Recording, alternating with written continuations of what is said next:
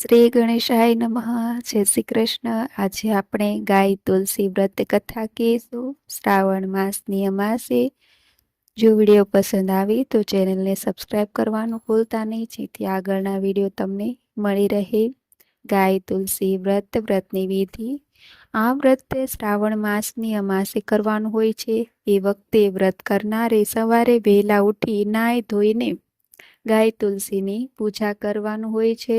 કથા વાંચ્યા કે સાંભળ્યા પછી એક વખત જમવું, લીલા શાકભાજી અનાજ ન ખાવા તથા લીલા રંગના કપડાં ન પહેરવા. આ વ્રત કુંવારી છોકરીઓ પોતાને મનગમતો વર મળી રહે તે માટે કરે છે તથા નિસંતાન સ્ત્રીઓ સંતાન પ્રાપ્તિ માટે કરે છે. કથા. કોઈ એક ગામમાં એક બ્રાહ્મણી રહેતા હતા. તેમને એક છોકરી હતી. તેમને મનગમતો વર મેળવવા માટે ગાય તુલસીનું વ્રત કરવા માંડ્યું, પણ તે વ્રત પૂરું કરે એ પહેલા જ મૃત્યુ પામી. પછી એ બ્રાહ્મણ કન્યાએ એક કોળી કુટુંબમાં જન્મ લીધો. ત્યાં તેનું નામ કમળા રાખવામાં આવ્યું. કમળા પૂર્વજન્મ કરતાં પણ અધિક રૂપાળી હતી. જાણે કાદવમાં કમળ ખીલ્યું. ધીરે ધીરે કમળા મોટી થવા લાગી. તેના માતા પિતાને હવે તેના લગ્નની ચિંતા સતાવા લાગી. એવામાં એક વખત ત્યાં થઈને એ ગામનો રાજાનો રાજકુંવર નીકળ્યો. તેણે કમળાને જોઈને એના રૂપથી અંજાઈને મોહી પડ્યો. તેને કમળાને કહ્યું, હું તારી સાથે લગ્ન કરવા માંગુ છું. આથી કમળા શરમાઈ ગઈ અને બોલી, રાજકુંવર, અમે તો હલકું વર્ણ કહેવાઈએ. અમારી કોળીની જાત તે વળી મહેલમાં શોભતી હશે. છતાં કુંવર એકનો બે ન થયો. રાજાને ગમે તે રાણી છાણા વીણતી આણે. એ કહેવત અનુસાર તેણે પરણીને મહેલ લઈ ગયો. રૂપાળી કમળાને લઈ કુંવર તો આવ્યા મહેલમાં. તેને જોઈને કુંવરના માતા પિતા ખૂબ ખુશ થયા અને કુંવરને રાજપાટ સોંપ્યા. ગાય માતાએ તુલસી માતાએ કોળીની છોકરી કમળાને રાજ અપાવ્યું. એ તો રાજાની રાણી બનીને મહેલમાં મજા કરવા લાગી. થોડા દિવસ પછી રાજા કમળાને લઈ મૃગયા રમવા વનમાં ગયો. ત્યાં તેઓ ખૂબ આનંદ મસ્તીથી સમય પસાર કરવા લાગ્યા. એવામાં કમળા રાણીની તરસ લાગી.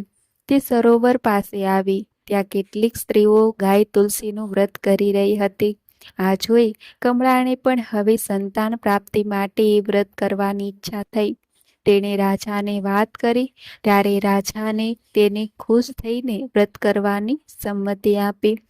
ત્યાર પછી કમળા રાણીએ શ્રાવણ માસ આવતા સહેલીઓ સાથે ગાય તુલસીનું વ્રત આરંભી દીધું. રાણી તો વ્રત કરે છે, નિયમ પાળે છે, સાદું ભોજન જમી એકટાણા કરે છે, ગાય તુલસીની પૂજા કરી પરિક્રમા કરે છે, ગાય માતાને ગૃહ ઘાસ આપે છે અને તુલસી ક્યારે દીવો કરે છે. આમ રૂપાળી રાણીને વ્રત આદર્યાને પૂરા કર્યા. એ વ્રતના પ્રતાપે એને ઓધાન રહ્યા. રાજાની અન્ય રાણીઓ આ વાત સાંભળી ઈર્ષાથી બળી ગઈ. 5મો મહિનો બેઠો એટલે કમળા રાણીને રાખડી બાંધવાની વાત થઈ. આ જોઈને અન્ય રાણીઓ બોલી ઉઠી, કોળીની જાતને વળી રક્ષા કેવી ને રાખડી કેવી. પરંતુ કુળની રીતે પ્રમાણે રાણીને રાખડી બાંધવી પડી અને 7મે મહિને રાણીનો ખોળો ભરવાનો થયો. આ જોઈ અન્ય રાણીઓ બોલી ઉઠી, કોળીની છોકરીને ખોળા શા ને ઓળા શા. પરંતુ રાજાના આદેશ મુજબ ને રાજકુળના રિવાજ મુજબ કમળા રાણીનો ખોળો ભરાયો. ખોળામાં લીલું નારિયેળ નાખ્યું, મગ નાખ્યા ને શુકનની કેટલીક સોના મોહર મૂકીને વિદાય આપી. થોડા વખત પછી રાણીને કુંવર જન્મ્યો. આખા રાજ્યમાં આનંદ છવાઈ ગયો. પરંતુ રાણીવાસમાં વસતી અન્ય 5 રાણીઓ આ સમાચાર સાંભળીને બળીને રાખ થઈ ગઈ, કારણ કે એ બધી વાંઝણીઓ હતી. કમળા રૂપના અંબારસમા પુત્રને લઈ મહેલમાં આવી. પુત્રનું નામ ગાંધર્વ પાડ્યું. ગાંધર્વ ધીરે ધીરે મોટો થવા લાગ્યો.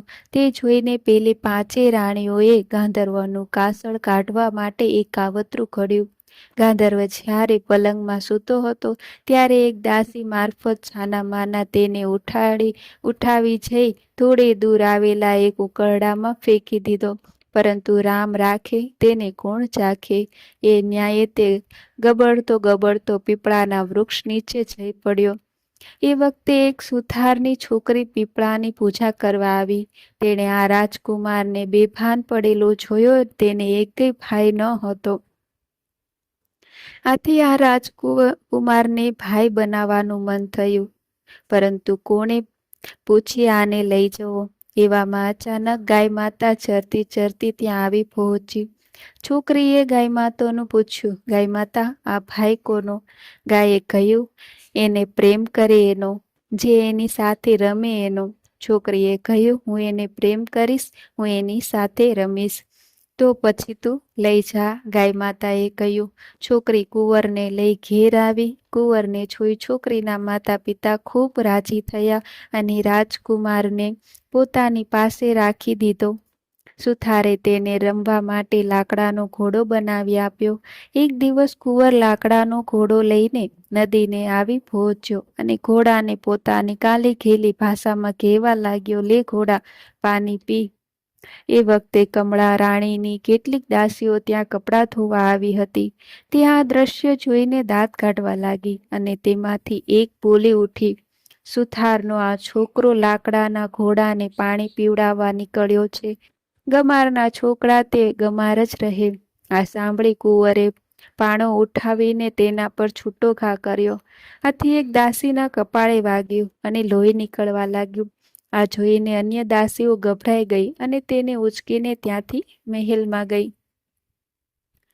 મહેલમાં જઈ દાસીઓએ કમળા રાણીની સંઘળી વાત કહી સંભળાવી. આથી કમળા રાણી ગુસ્સે થઈ ગયા અને બોલી ઉઠ્યા, બે બદામના સુથારના છોકરાની આ હિંમત, પકડી લાવો એને.